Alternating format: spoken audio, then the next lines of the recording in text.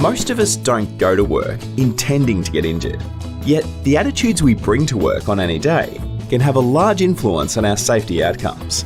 You see, the way we think about safety, our attitudes, will influence our decisions and working behaviours. And it is these actions that can then influence how likely we are to be involved in a workplace incident. We call this the Attitude Behaviour Results Model, or ABR for short.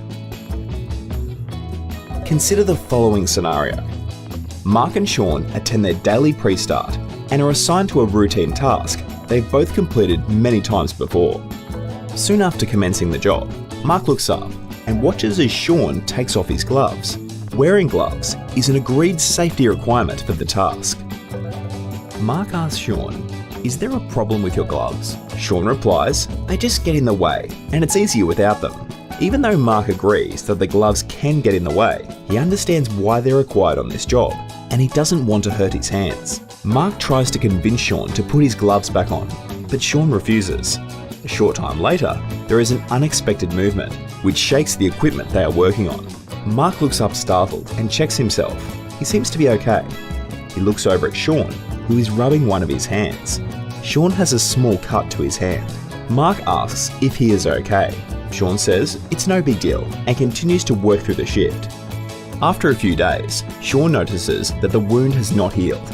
The pain has been getting worse, and now he's not feeling very well at all. He takes himself to the local emergency department and is diagnosed with sepsis, a potentially life-threatening infection. After 2 months of treatment and sick leave, Sean is finally back at work. Both Sean and Mark had the goal of going home uninjured that day, but their attitude towards that goal was very different. Mark's attitude was, "I choose to do things the right way because I don't want to get hurt." His behaviour was to wear his gloves, even though it made the job take longer. And as a result, when the incident occurred, his gloves protected him from injury. In contrast, Sean's attitude was, "I just want to get the job done in the easiest possible way." His behaviour was to remove his gloves, and we know what result Sean got. A different mindset could have made a big difference for Sean that day. We all have the ability to take control of the results we achieve in life, at work, and at home by taking control of our thinking, our attitudes.